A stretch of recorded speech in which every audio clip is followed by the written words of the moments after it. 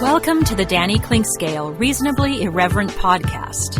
Insightful and witty commentary, probing interviews, and detours from the beaten path. Welcome to Kansas City Profiles presented by Easton Roofing. It's time for part two of our conversation with Trent Green. Such a fascinating visit with him on our previous podcast last Friday as his time growing up in the Midwest, eventually going to the University of Indiana and then fighting his way through all kinds of travails in the professional football ranks to eventually getting a great opportunity with the St. Louis Rams, but injury waylaid that a little bit as the Rams became Super Bowl champions. And just as we were concluding last time around, it was about time for Trent Green to head here to Kansas City. And we'll explore the Kansas City years on and off the football field. Electrifying offenses, frustrations a little bit as far as the defense is concerned, and maybe some big games that didn't go quite the way that he wanted, but a tremendous success story in many, many ways. And as I mentioned, charitable endeavors, raising a family, raising two boys who became quarterbacks and are now quarterbacks in college football, and all with the support of his wife, Julie, along board as well. He became a true Kansas Citian, and even though he ended his career in Miami and then St. Louis, and even though he grew up in the teenage years of his life in St. Louis, he decided to settle on Kansas City as so many professional athletes do. The Kansas City years and more, straight ahead with Trent Green on Kansas City Profiles, presented by Easton Roofing. We're here with Joe Spiker, the CEO and president of Easton Roofing. And Joe, you had a great year in 2019, a record year. 2020 comes, things are moving smoothly along, and then the coronavirus comes. But your company seemed to be very ready, very proactive, and very ready to serve your customers well. Yeah, we adopted social distancing very early before the cities even put out the notices. And we started working from home. We are largely cloud-based as a company, so that transition was easy. Our technicians are wearing masks and gloves, and salespeople are not meeting with homeowners. We're doing everything digitally and doing everything we can to do our part to get over this as quickly as possible. So for any needs that people have right now, what's the best way to get in touch with you? Well, you can always call us, 913-257-5426. But the best way is to go to eastonroofing.com, put your information in, and we'll give you a call. Easton Roofing. Integrity matters. Hi, this is Matt Llewellyn from 23rd Street Brewery. Thank you, Kansas City, for supporting all the local restaurants during this time of crisis. Starting Thursday, May 21st, the 23rd Street Brewery will be open from 11 to 9 for carry-out and delivery service, and 4 to 9 for dine-in and patio service, if you can believe that. We're open. During this phase, we will adhere to the Douglas County recommendations for restaurants, and please see our website or our Facebook page for details. Most importantly, we want all of our guests and staff to stay safe, and together we will all get through this. My friends at Advanced Sports and Family Chiropractic and Acupuncture are among the most accomplished and trusted clinics in the nation. Only one clinic has been rated in the top 5 in all 3 categories of chiropractic care, acupuncture, and rehabilitation, and that clinic is ASFCA. They have locations in Olathe, Overland Park, Prairie Village, Belton, and Lee Summit. Doctors Brad and Christina Woodle and their accomplished team of doctors and therapists will treat you like family, for the simplest of injuries to the most complicated conditions to avoid surgery. Whether you are seeking treatment for an injury or just looking to stay healthy and fit, this is the place for you. And it's been the place for me for almost 2 years now. I've been a strenuous daily exerciser for years, and as time goes on, that takes its toll. But regular appointments at Advanced Sports and Family Chiropractic and Acupuncture have helped keep me ticking on, and even as the years pile up, their regular care has allowed me to keep to my regimen and feel great. If you want to feel the same, give them a call or visit them at asfca.com/Danny. They accept all insurances and are open Monday through Saturday, and make sure to mention that Danny Clinkscale recommended Advanced Sports and Family Chiropractic and Acupuncture. If you'd like to join these and other great sponsors and market your business to a growing and engaged audience, contact us at danny@dannyclinkscale.com.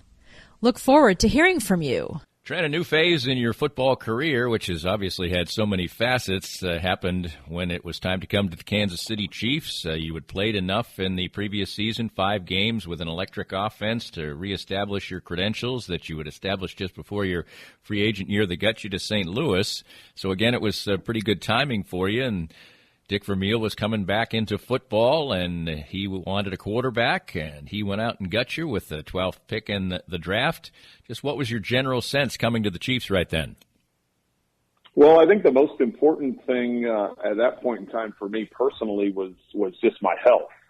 When I had tore my knee up in '99 and ultimately had 3 surgeries before the start of the 2000 season, and we knew going into that 2000 season that I was going to need a 4th surgery. It was just a matter. I had discussed with Dr. Andrews down in Birmingham and with the team doctors. I can't afford to have the 4th surgery because that would have meant I was going to miss the season. And I said, anybody that misses 2 consecutive seasons, they're pretty much done. So I said, let's do whatever we can to get through the 2000 season. As you said, I had the opportunity to start 5 games that year, and I think I played in 7 or 8. We had a really good offense that year in St. Louis. We just didn't have the success that we had the previous year. And then, so I had the off season. After the end of that season, I had the off season surgery done, and I knew that was going to be a potential problem in any kind of trade that happened. So when I did come over for my physical prior to that trade being finalized, that was one of the big concerns. And I had talked with with Carl Peterson and with Dick Vermeil and all the medical staff that was with the Chiefs. And so, when I first made that, when the trade happened, the main thing that first year for me personally was just trying to, number one, establish myself as the leader and as the quarterback of the team, but also to try and be as healthy as possible. So what made it hard that first year is because I was still recovering from that 4th surgery. I wasn't able to do any of the mini camps or any of the OTAs. I was there. I was on the sidelines. I was involved with all the meetings, going through workouts, getting to know my teammates, being as much a part of it as I could, but I wasn't really involved with the football aspect of it until training camp is when I really was able to get some of the work done. I maybe did some 7-on-7 or some individual stuff. It's hard to remember now, but as far as team stuff, I knew there was some limitations because of what I was going through. So trying to get up to speed that first year, a lot of new players, implementing a new offense. Yes, Dick Vermeil was the head coach, but Al Saunders was back with the Chiefs after all those years as a wide receiver coach under Marty Schottenheimer. Al had come over to the Rams and was with us in '99 and 2000 and was coming back to the Chiefs as offensive coordinator this time. Running the Mike Martz, Eric Coryell offense, the number system that he had been a part of early in his career when he was with the Chargers way back at the beginning. So it was just a matter of getting that offense implemented and trying to get everybody up to speed with what we were going to try doing and with the talent we had on the roster and trying to figure out, what we had. And if you remember that first year, that's also the same year that they signed Priest Holmes. And, Tony Richardson, he was both a running back and a fullback. So how was Priest going to be used? Was Priest going to be the first and second down back and Tony Moore the third down back? Or was it going to be vice versa? And then as that season kind of came together and pieced together, we quickly learned after a couple games how special of a player Priest was going to be. And his career really took off at that point in time. And then as we got things going with the passing game, we brought over Eddie Kennison later in that season that added a big spark for us. And you could see that things were building. The season didn't end up the way we wanted that first year, but you could tell we were building towards something special. You mentioned that you didn't have the preparation you would have liked. You threw 24 interceptions that year, so it wasn't super smooth for you to incorporate yourself into Kansas City. A certain lead columnist for the Kansas City Star dubbed you Trent, T-R-I-N-T, which I'm sure didn't make you very happy. And you had to shake some things off at that first year, didn't you?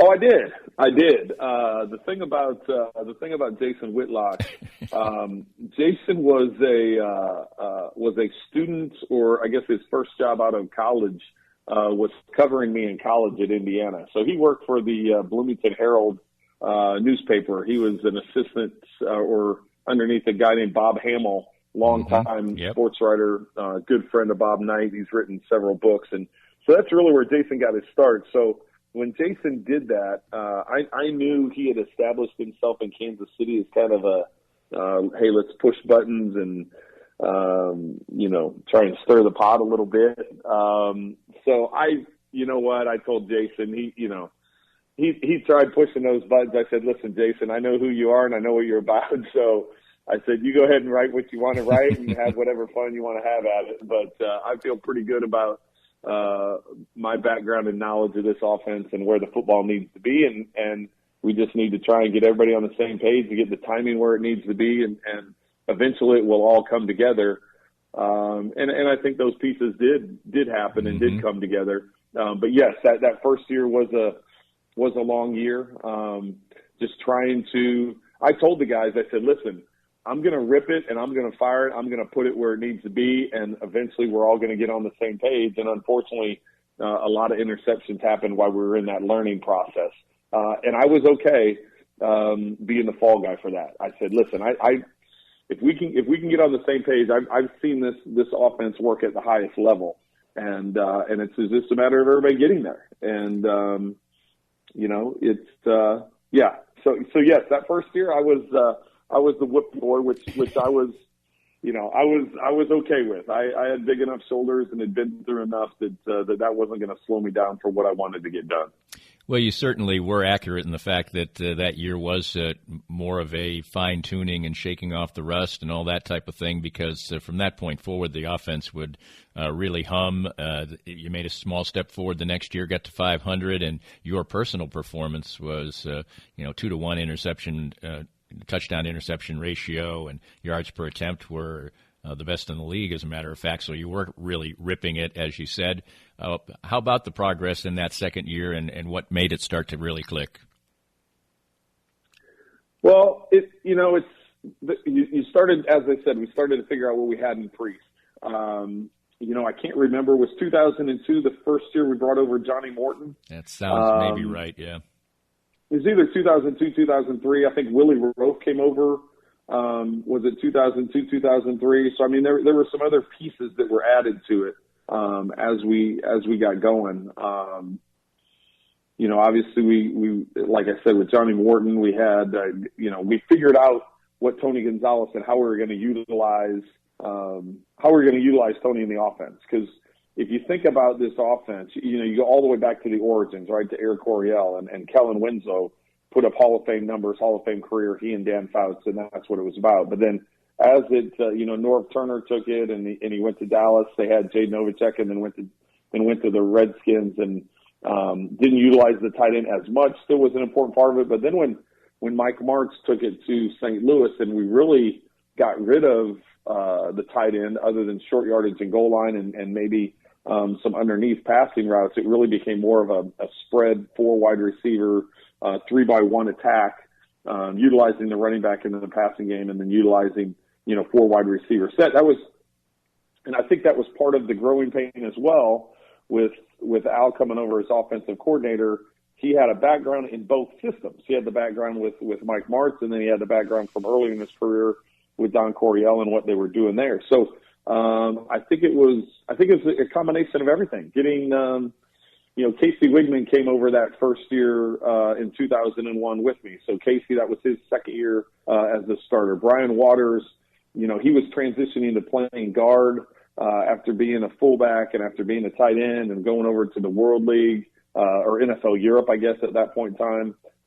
So 2001, that was his first year really starting as a guard. So Will Shields was an anchor. John Tate had only been in the league for a couple years as offensive tackle. Like I said, we brought in Willie Rofe, which kind of anchored that left side. There were a lot of the pieces just came together, and it really, my health was better the second year. I had, the off season to be able to do everything and train with everybody and do everything as normal.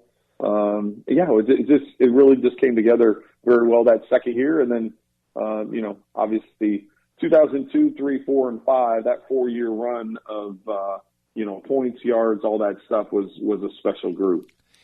So you are establishing yourself in Kansas City as a player, and we'll get to the 2003 season, which obviously was a combination of great success and great frustration as well.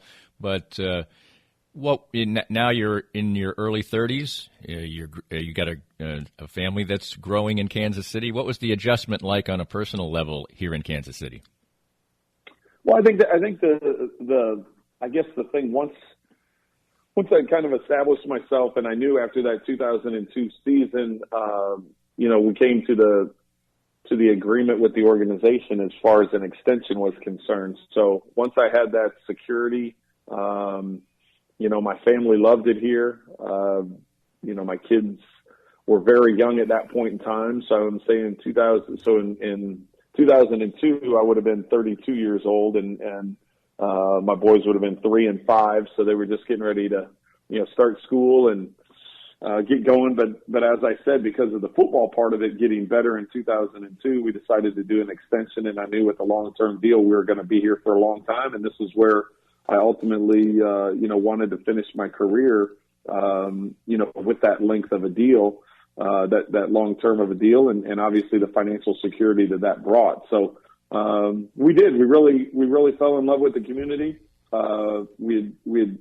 I'd started a foundation when I first signed with the Rams in '99, the Trent Green Family Foundation, and we had it over there for 2 years, and we had brought it over here, and we had established ourselves with Ronald McDonald House Charity, Children's Mercy Hospital, the YMCA, and then we eventually partnered up with Phoenix Family and started a reading program here in the Kansas City area that has done very well. And so, we were excited about getting that foundation, that anchor in the community from a charity standpoint. We always thought, my wife and I always thought it was important, and I may have touched on this on the previous edition, but we always thought it was important to live where we played. I thought that was an important part for the quarterback to do.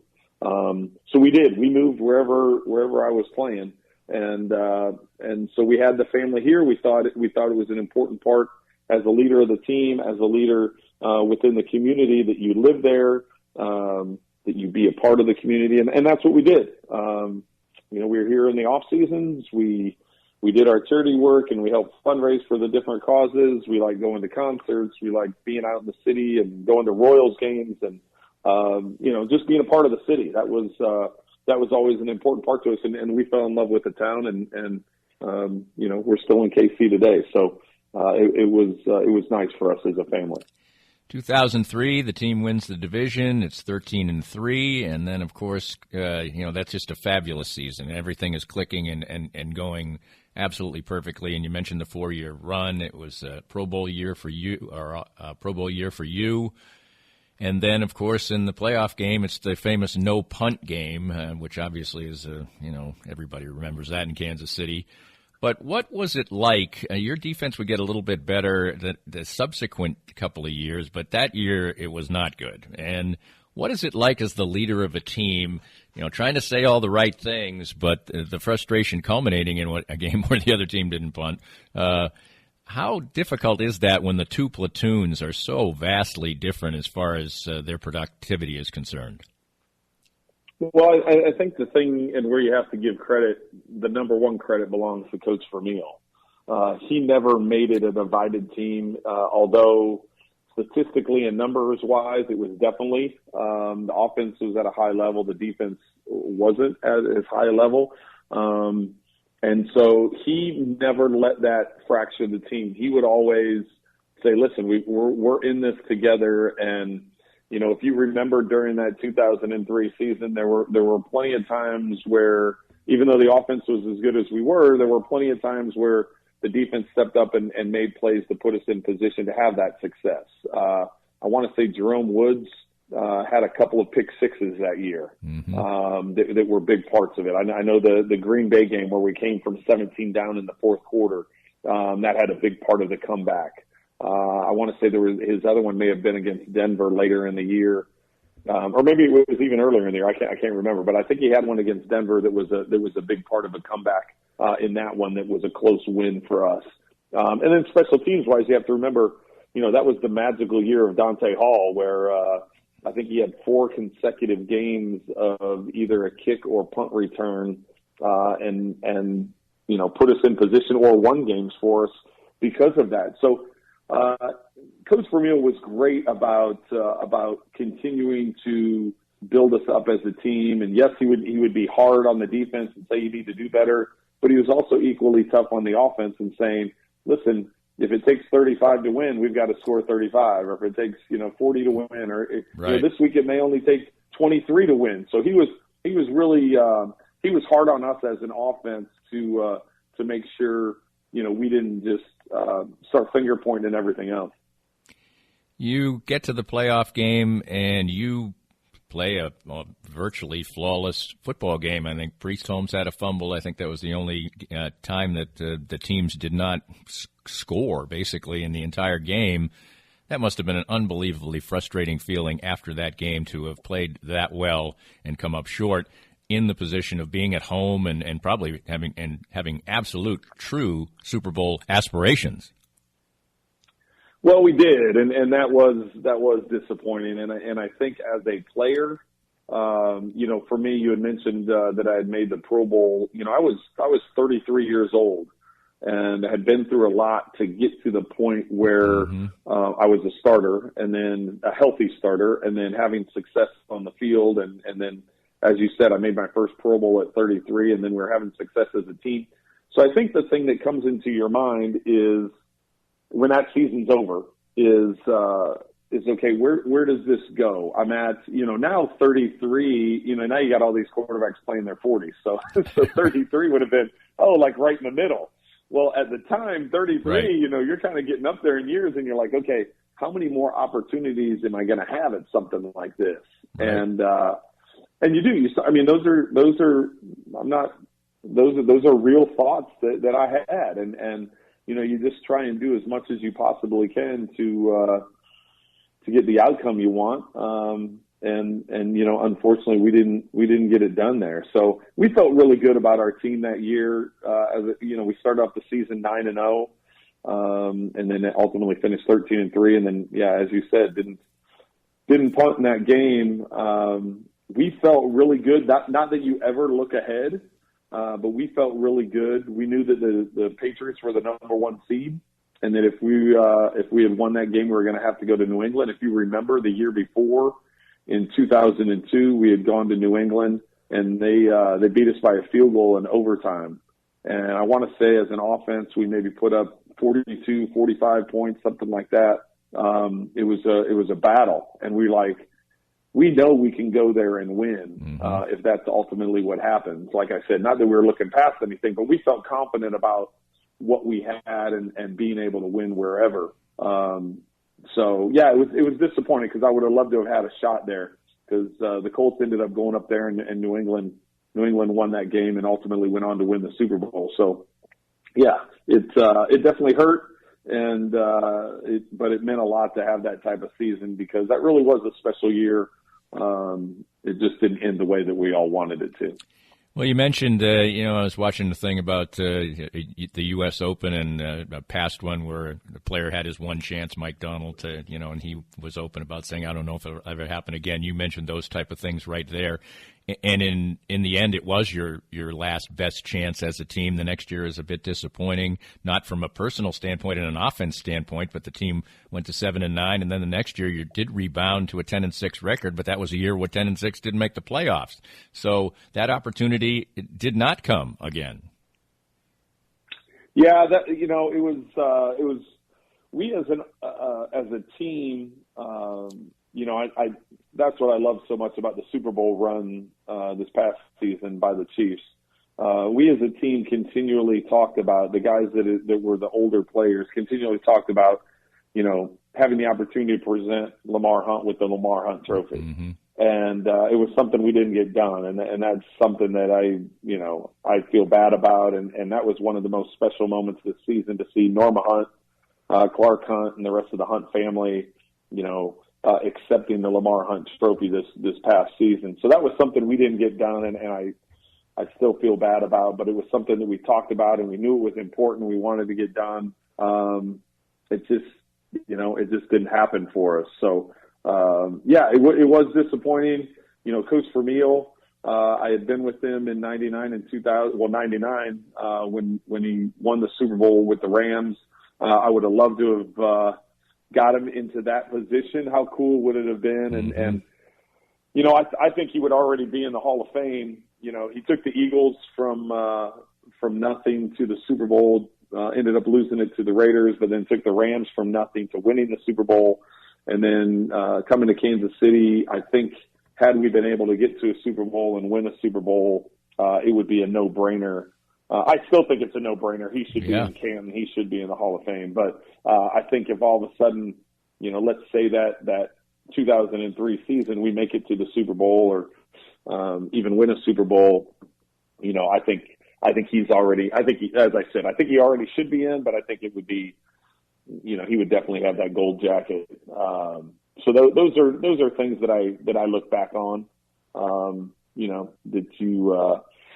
That you wish you could have done better. I've had those conversations with Coach, and just typical of Coach. He says, "Well, you maybe feel bad as a player, but I feel bad as a coach. As a player, you feel like you can always do more. As a coach, you feel like you can always do more." So, those were memorable years, but some tough years as well. More of Danny's Reasonably Irreverent podcast after this. Cinematic Visions has been an affordable solution for professional media production in Kansas City since 2003, offering award-winning video production and creation, as well as a wide array of digital and social media management services. From planning, scripting, filming, editing, and post-production to delivering your product to a watching world, Cinematic Visions will provide professional and affordable services for you and your business with the necessary return on investment to make it all worthwhile. Cinematic Vision's goal is to unlock the power of storytelling through video and a strong online presence for your company. Beyond the numbers, they want to inspire and evoke your clients to feel and act. Let my friends at Cinematic Visions embed your brand where it belongs, in your customers' minds. You can find them online at cinematicvisions.com or with a quick phone call at 816-600-6300. I'm here with Tim Emerson, the owner of Emerson & Company. And Tim, give us an idea of the range of services that you provide from Emerson & Company. At Emerson & Company, we do credit card processing, payroll services. We do bookkeeping, merchant accounts like point-of-sale systems. What would you say differentiates you from other companies in the field, and what makes you special? I think what makes us unique is that we're a small local business making regional decisions on companies. We create a profile for the business and then put it out to our different vendors in a very competitive environment and tailor those needs to the specific business, which usually ends up in a great fit or great result for the company. And, of course, the idea is to save money, right? Save money, and actually sometimes I'm surprised where actually a solution that may cost a little bit more ultimately does save money, but we're not conditioned to think like that sometimes. Emerson & Company. Check them out at emerson-co.com or call them at 816-360-9092. For many people, a family law case will be one of the most difficult experiences in their life. The law firm of Kenneth McRae will help you through it. Personal and effective help from Ken in concert with you will develop a unique strategy for your unique case. As Ken always says, divorce can be civil law, not civil war. Licensed in Kansas? Visit McRaeLawOffice.com or call 913-972-4765. We're visiting with Larry Marshall, former Chiefs defensive back and punt returner and now a Chiefs ambassador. Larry is a former pro football player with the aches and pains that come with that. And moving on in age, as we all are, what do the Canaway CBD products do for you? It's been a great relief for me. Being a punt and kickoff returner, collisions were a mainstay of my career, and these Canaway products, the salve especially, has really helped me try to get through every day with the aches and pains that I've had over a career of 7+ years in the NFL. I get similar benefits as well, particularly with my back. Certainly wasn't a football player. What's the best way for our listeners to get more information about the great products themselves? Well, I'm so enthused about it, Dana. If they just contact me at larrymarshall.canaway.com, and I can give them all the information they need to help them get through the day as well. Start gaining all the benefits that Larry and I do from the trusted and reliable line of Canaway products. As Larry said, visit larrymarshall.canaway.com and get information on all the great products from Canaway. If you'd like to join these and other great sponsors and market your business to a growing and engaged audience, contact us at danny@dannyclinkscale.com. Look forward to hearing from you. Our guest is Trent Green, longtime NFL quarterback and really has best performances and outstanding, electrifying offense and fun for the people of Kansas City in the early 2000s. And things started to go sideways for you at the start of the next season. The team still had high aspirations. The offense still was very good. And then you, on a late hit, get a severe concussion. And I know you didn't remember it then. Do you ever have any? Do you still have no memory of that particular play, or did it come back to you? I don't. I mean, I have pieced it together just because of the video footage and the news footage and talking to all the different doctors and sidelines, and so I've kind of pieced it together. But they told me that there's probably a 5 to 10 minute window there that I won't ever really remember. Right. As I said, I've been able to piece it together, so I kind of know what happened. But yeah, it was scary.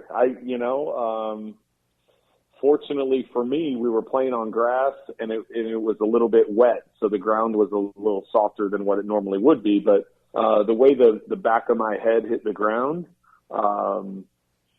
now with helmet technology, it's quite a bit different, but with the helmets that were in place at that point in time, as things were explained to me over the course of weeks and ultimately months, it was more like a motorcycle accident than it was than a football injury, because of the impact and the power and the force of the back of my head hitting the ground. So, it was tough. It was scary, when you wake up and you don't know where you are and why are you here and what's going on. And then to have everybody explain it and to see the concern and the look on everyone's face. It was concerning. And I was, at that point in time, I was 36 years old. We'd already had our third child by then. So I had a little baby girl along with the two boys. And, you start thinking about, the other aspects of life. And ultimately every player wants to be able to pick when they end. Right. It doesn't happen for very many people or very many players, very many athletes in any sport. You get to pick the time you want to stop. It's just the nature of sports.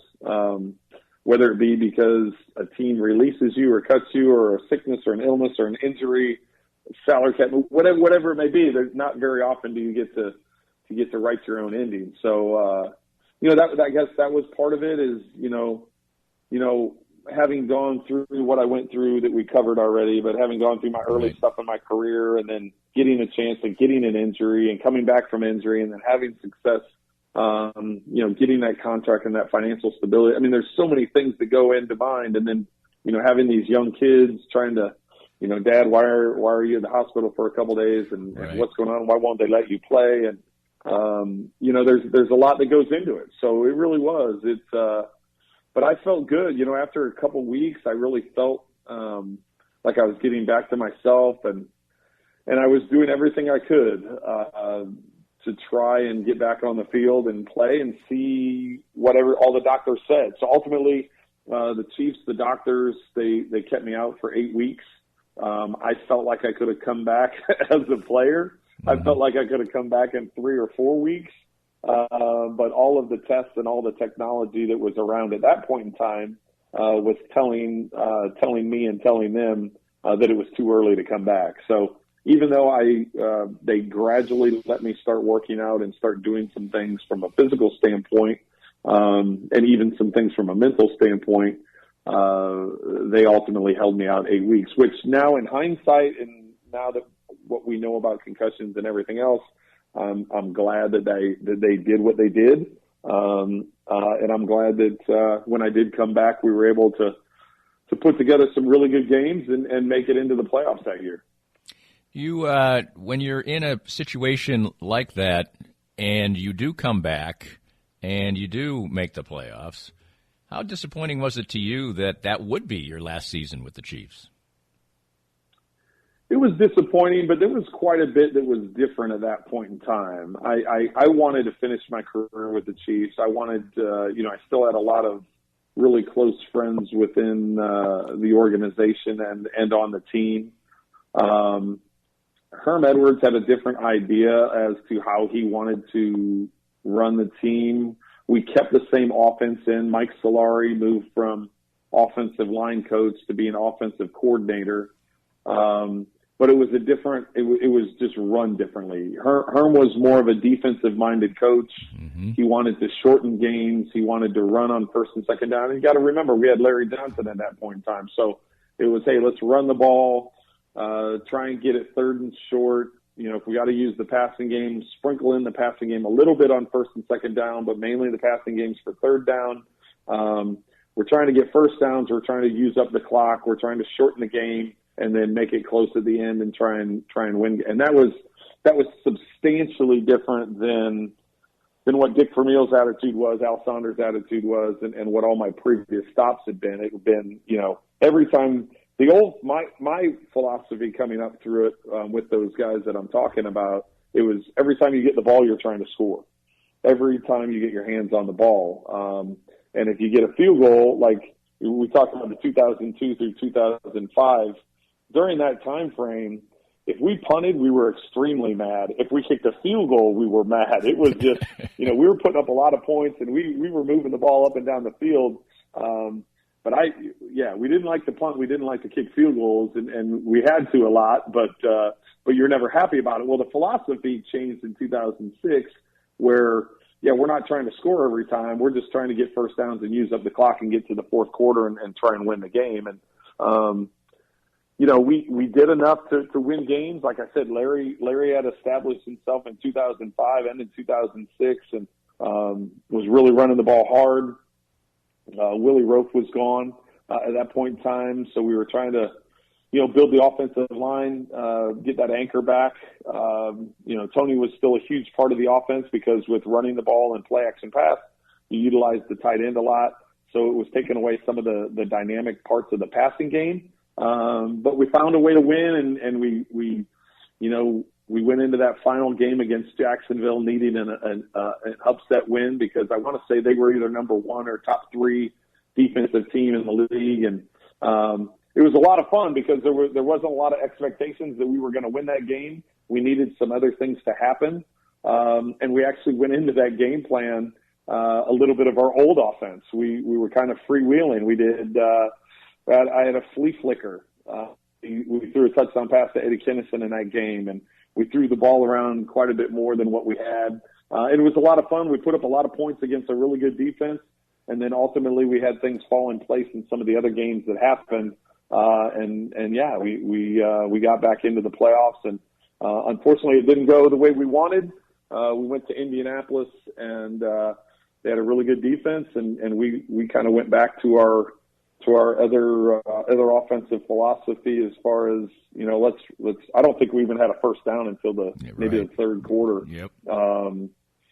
I had convinced them. I said, hey, let's go no huddle and try and move the ball around a little bit more than what we had done. And we went down and got some points there. And we weren't able to get it done. We were down a couple scores in the fourth quarter. I think I forced a couple balls trying to make the comeback that we threw I threw a couple interceptions just because we were down at that point. It was disappointing. I wanted to continue, but after that season, you know, they called me in and they said, you know, we're going to go with Brody Croyle as the starting quarterback, or we want to go with Brody Croyle as the starting quarterback, and so we're going to need you to take a pay cut or, you know, take a backup role, whatever, and I think they had already, at that point in time, they had already re-signed Damon Heward. So they had that veteran presence that was going to be there in case things didn't work out with Brody. And I just was like, listen, you know, if you find somewhere to trade me, go ahead and trade me because,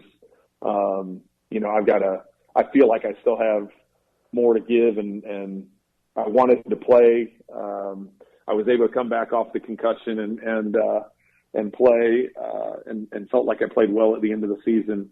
I did get hurt. I hurt my ankle in the Jacksonville game, so I went into that playoff game a little bit wobbled, but I was back healthy again. And unfortunately it ended the way it did, but no hard feelings whatsoever with the organization or with Carl Peterson or the direction that he and Herm were trying to take the team. And it's, things happen. And like I said, I really, really enjoyed my 6 years with the Chiefs. I have nothing but positive things to say about the Hunt family and Carl Peterson and the coaching staff and the training staff, and just I still have a ton of friends in that organization. I'm very thankful for for the 6 seasons I had with the Chiefs, because those were my 6 most memorable years in my career.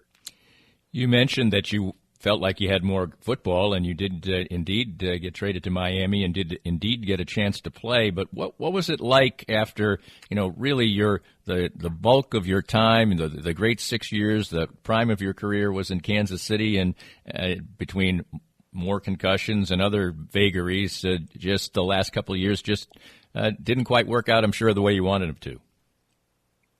Well, it didn't. I was excited about the opportunity that I was going to have in Miami. Mm-hmm. It was something that had been brewing before the draft. We thought it was going to happen on draft day.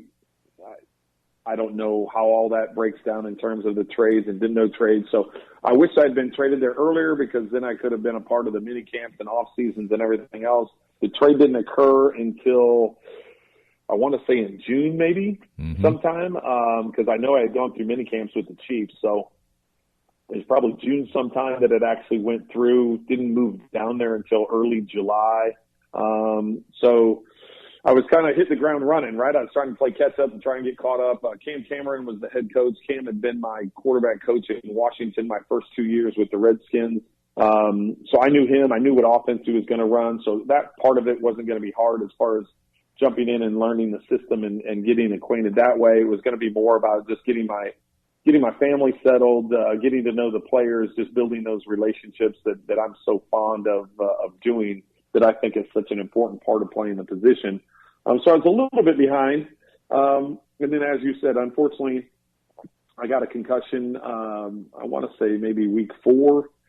And then the Dolphins determined at that point in time to put me on IR, which I wasn't that happy about. Similar to my concussion experience in Kansas City, where I wanted to come back after 3 weeks, and ultimately the Chiefs decided 8 weeks, and the doctors decided 8 weeks. Well, in Miami, I knew what my experience had been in Kansas City the year before, so I wanted to come back right away, and I tried doing seeing as many doctors and specialists, and they ultimately decided to put me on IR. And at the time, I was mad at Cam, and I've now since thanked him numerous times for doing that, just because of all that we've learned about concussions, about head traumas, about long-term concussion issues. So because of that, because of their stubbornness of doing the right thing for the player, even though the player didn't want it done that way, because of their stubbornness, knock on wood, I haven't had any issues with either of those concussions. And I give them all the credit for shutting me down that season, because I went in the next day and I was jumping up and down on the desk saying, I want to play. And I passed all their tests. I did all their stuff, and they said, they shut me down. So I think, I think in the long run, that was the best thing for me. It's just as an athlete, and Sure. after what I had been through in 2006, I didn't want the season to end that way. So, unfortunately, that season didn't end the way I wanted. I did go see 3 neurologists, neurosurgeon specialists that were at the cutting edge of CTE and some of the post-traumatic stuff that was going on. So I went and saw people in Boston, Pittsburgh, and then another specialist in Miami. Ultimately got cleared. Had another season in 2008. I ended up going back to St. Louis to be with the Rams. I was back up to Mark Bolger that year. And you know what? When that season ended, it wasn't a very good season either. I had some opportunities to go somewhere else to be that veteran backup guy. At that point in time, I was 15 years in. And more importantly, I talked to you just a couple minutes ago, Danny, about as an athlete being able to pick when you end. And that was an important part for me. I had the concussion in 2006, got traded to Miami, got put on IR after the second concussion in 2007. 2008, I got through the season healthy. And we were to the point where my oldest son was about to start high school. We knew, I told my wife, I said, when we get to that point, I want to be in a city and stay in that city. We had moved the kids around. Now you're talking, 06 to 07, 07 to 08, now 08 to 09. I mean, it was like, okay, we're going to move 4 times in a row. Like I said, my boys were older in school. My daughter was still not quite to the point where she's about to start school. So, but it was more about the boys and getting ready to high school and kind of getting anchored in. And so, it was just the right time. So for me, I was at peace with it. I was getting to pick my own time to retire. We were able to go pick where we wanted to live, and the boys could start high school, and we could be in the city we wanted to be in. And ultimately, we decided, because I grew up in St. Louis, everybody thought I was staying in St. Louis, but ultimately my family, we kind of grew together as a family here in Kansas City. And so, yeah, this is where we decided to make home. Mm-hmm. Both of your sons are now college quarterbacks, and so obviously they've played the game at a very high level in order to play big-time college football, and they're quarterbacks. What were the pressures, and how did you approach that as a dad? And you have to be awfully proud of them that that's a lot of pressure to be the son of an NFL quarterback and an accomplished one, and to come through that way. Yeah, I'm extremely proud of both of them. I expressed to them at a very early age, you have zero expectation for me to play football. My wife plays a lot of tennis. I said, you guys can play tennis. You can go play golf. You can play basketball. I go, just find something that you have a passion about, you enjoy doing. You don't look at it as practice or work. Find something you like doing. And so we exposed them to everything. 2 of my 3 kids still take guitar lessons because they found guitar and music as something that they really enjoyed doing. They all played all different kinds of sports. And ultimately I said, if you guys want to play, I'm always here and I'll never tell you no, as long as I'm home and I'm free. Now, if I'm, if I'm at practice, obviously I can't go in the backyard and throw the ball with you. So I just said, if there's any time you want to throw, and I never did. So I coached them both in flag football. When I was the quarterback of the Chiefs, I was coaching flag football in the off seasons. We always did the spring YMCA league. So I was their coach from kindergarten through 5th grade. And I had a lot of fun with it. It was always interesting seeing the other coaches when they'd see me on the sideline. It ended up becoming the battle of the other coach trying to beat me. It had nothing to do with the kids. My philosophy was, and I told the parents this at the beginning, I said, of course we can try and win every game, but my philosophy is I want every kid to have fun and enjoy football, to learn a lot. And I said, at every point in time during this game, your son is going to have an opportunity to touch the ball, whether he catches it or runs with it or throws it. I said, so I want everybody to be involved. I don't want the 2 or 3 or 4, fast players to be the only one to touch the ball. If we wanted to do that and win every game, that's what we do. But I said, I want every kid to have fun and be, and so we did. We had a lot of fun. It was great for me to kind of set that foundation. But yeah, they ultimately had to make the decision when they got to high school, what they wanted to do, what sports they wanted to focus in on, what extracurriculars they wanted to focus in on, and then ultimately, work at it. And so I'm proud of, they put in the hours. It's not my big comment that I say to my kids all the time, and I still say it now that they're 22, 20, and 14. If it was easy, everybody would do it.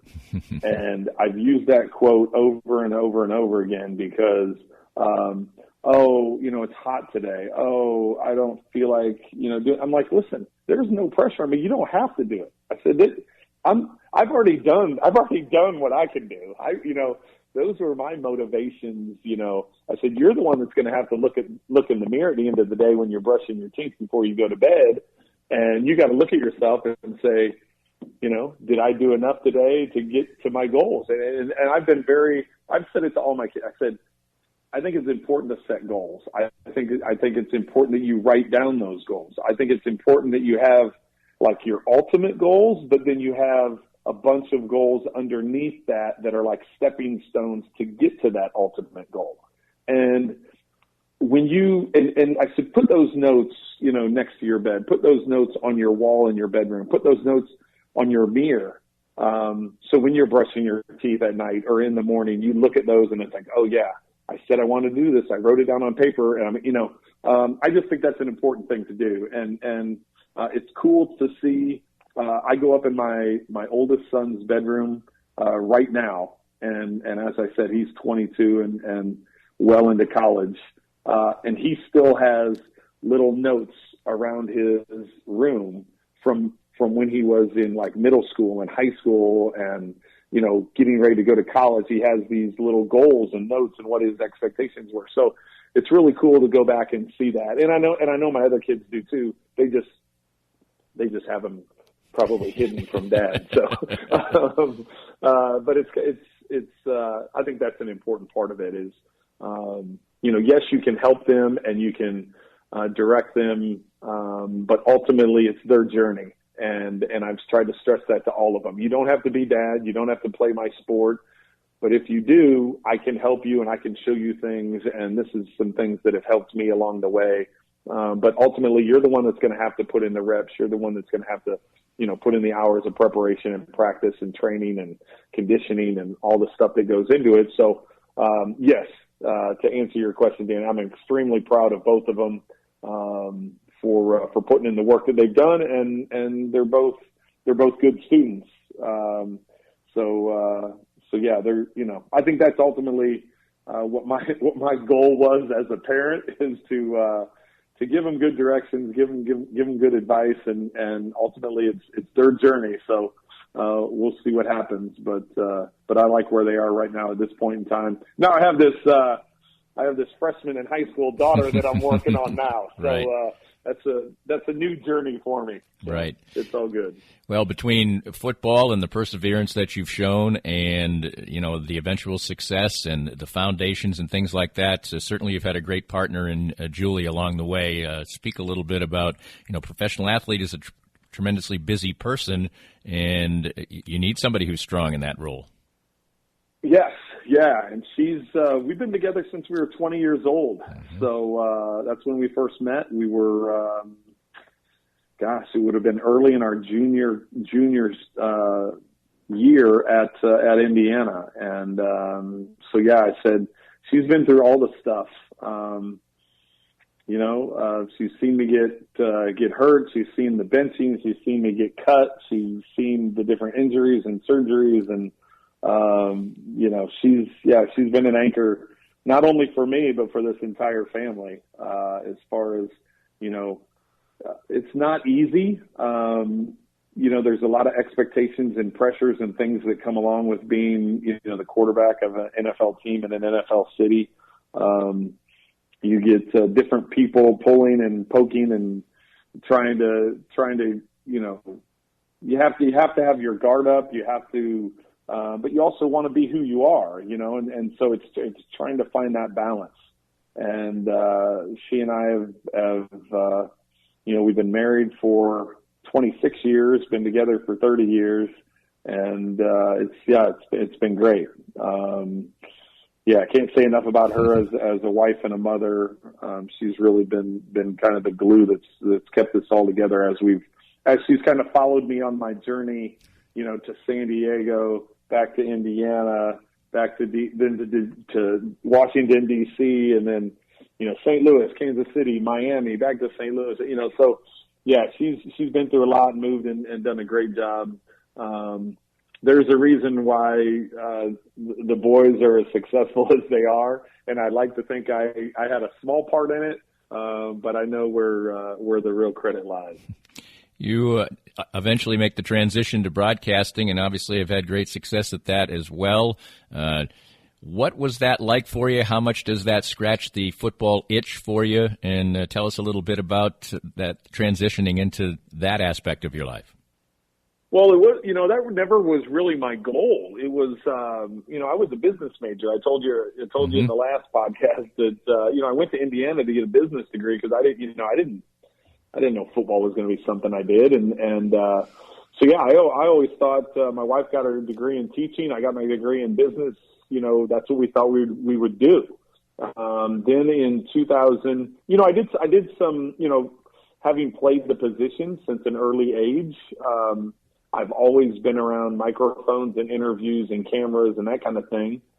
just because as the quarterback, you have to speak for the team, and you're generally talked, during the week and after the games and those kinds of things. So I've always been comfortable with it.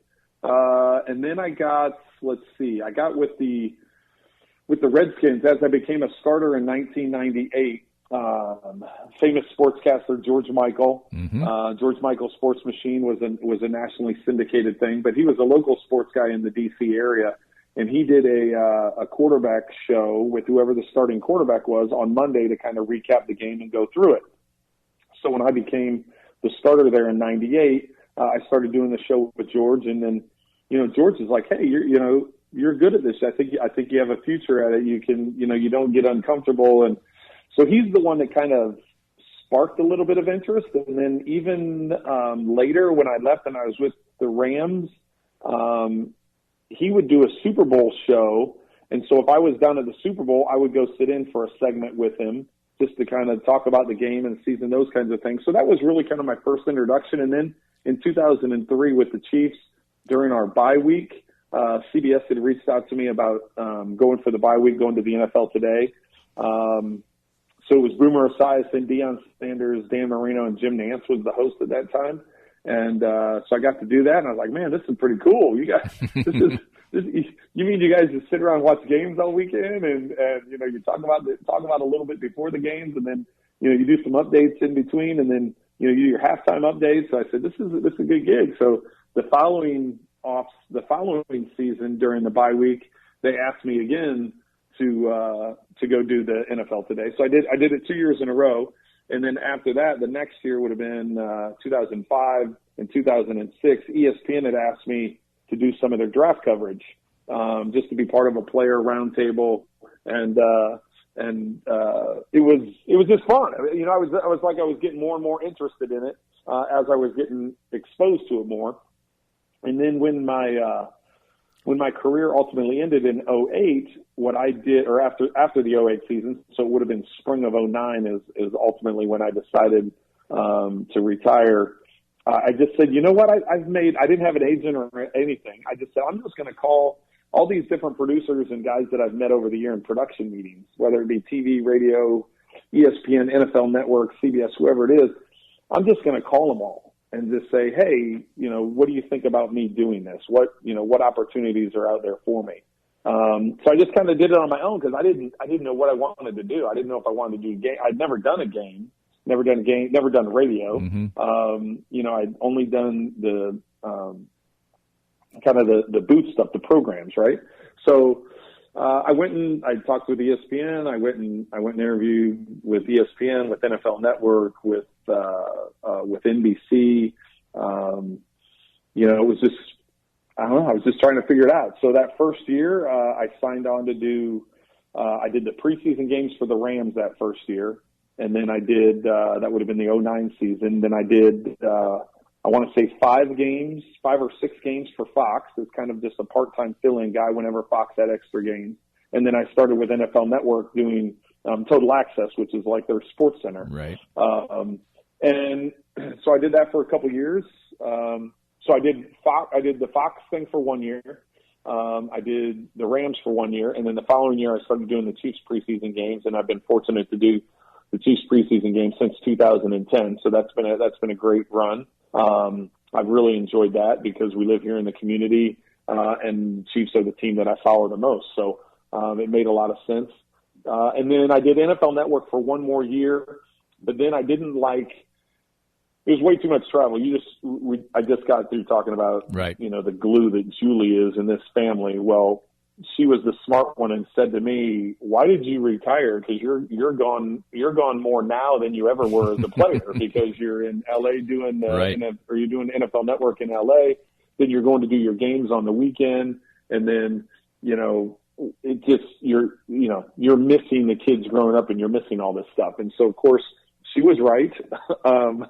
So after I finished up my second year at NFL Network is when we had this conversation. In that second year at NFL Network is when the NFL started doing Thursday night games, but they only did actually the first Thursday night game was the game I played in. It was the Chiefs and the Broncos on Thanksgiving. was the first time they did it. NFL Network was the first game that they ever broadcast on Thursdays. And so that was kind of what started the Thursday games. Lamar had been asking for that for a long time in the NFL. If you remember that, Danny, the Chiefs and Broncos game on that Thursday, that Thanksgiving night. So, the NFL was to the point where they wanted to have some regular Thursday night games. I want to say they maybe did half the season, I think. 7, 8, 9. It was like half a season. It wasn't much of it. So I did the NFL Network, and then I did those games with Iron Eagle for Westwood One. So when I decided to step away, my wife was like, okay, listen, if you want to do the LA thing and do NFL Network, and she goes, then we're going to move to LA. And nothing against Los Angeles. I just didn't want to live there or raise my family there. So I just went to NFL Network. I said, hey, listen, this isn't going to work. I've enjoyed my time here. I love it. There was no hard feelings. Everything ended amicably and fine. I just said, from a family standpoint, I'm going to stop doing this. And at that point in time, the NFL decided to do more Thursday night games. So I went from doing, half a season to whatever it was, 12, and then it went to 14 or 15. So then I was with Westwood One for 4 years, ultimately, with Iron Eagle. And then Ian was telling me, he's like, hey, I keep telling the CBS guys that, that you'd be a good broadcaster, you'd be a good analyst, and I said, well, my kids are at an age, they're in high school, I like watching them play on, Friday nights and being able to go to their games. And there really wasn't a spot. It was just, I was content doing what I was doing. And then Dan Deerdorf, retired from CBS, and that's the first time CBS called and they said, hey, we'd like to, bring you in for an interview and just talk to you and, just kind of see where you are. And so, yeah, now I'll be heading into year number 7, with CBS. It's been a great run. I had 6 seasons. My first 6 seasons have all been with Greg Gumbel, who I think the world of Greg. Greg is a legend in broadcasting. He's done, Olympics. He's done World Series. He's done Super Bowls. He's done studios. He's done games. He's done it all, and he is truly a pro's pro. He handles himself so well on and off air, and I consider him a good friend. So it's been a great 6-year run, and I'm excited about year number 7 coming up. Well, you certainly have covered the waterfront as far as football and life and everything else, and you always sound like you have a smile in your voice. It seems like your life has been a very satisfying one, despite the challenges. Yes, you know what, and you're right. I tend to have a for the most part. Everybody has bad days, but for the most part, I have a very positive outlook on things. That's always kind of the way I've looked at things. That's always, I give credit to my grandparents and my parents for instilling the work ethic that I have. I don't take it for granted. Danny, if you remember being out in the practices, when we would go drill to drill, you always saw me sprint from drill to drill. Whether the coaches required it or not. Part of it was me just trying to get in some conditioning because as quarterbacks, we don't get in a lot of conditioning. Part of it was just to try and have some fun with the assistant coaches and my teammates. Just, some of the guys wanted to start getting in a race with me. So it became a thing. I used to tell guys, when we would, we get ready to go out to practice. I'd always have that energy. Hey, let's go, let's keep going. And some days I didn't feel like having the energy, but I always wanted to have that energy. And guys would moping and, hey, you're, especially during the season because you're feeling pain and all that. And I'm like, listen, this is the best part of my day every day. We get to go out on the field for 2.5 hours and run around like kids. I go, we can sit in here and do meetings and go through walkthroughs and go through all that. I go, we get to actually go outside and run around. So no matter how sore or how old I was, I never took that for granted. And, and I think I probably had that perspective anchored into me in going back to our first conversation, in 94 when I was cut from the Chargers. And I'm sitting at home and so really I thought I had done everything I could to keep a job and to make a team and everything else. But I realized, you know what? Coach Vermeil said this all the time when he would start off his first meetings with the young players is you're just borrowing that chair. You're just renting that chair. Somebody else was in that chair before you. Somebody else is going to be in that chair after you. That's just the nature of the business. So, take advantage of every day you get that opportunity to sit in the chair. And that was a better way of explaining it than I did. But yeah, I did. You know what? It's just, now that I've gotten into broadcasting and I go into the booth. I'm excited. I'm excited about the preparation. It's fun being able to do something that you enjoy doing. And I've tried to convey that to my kids. Find something you enjoy doing, you have a passion for, and work hard at it. Nothing, as I just told you, Danny, if it was easy, everybody would do it. So it's you just gotta find something you have a passion for and work at it, and then it won't seem like work. This podcast was made possible by our great sponsors like Easton Roofing, the presenting sponsor of Kansas City Profiles at the Danny Kling Scale Reasonably Irreverent podcast.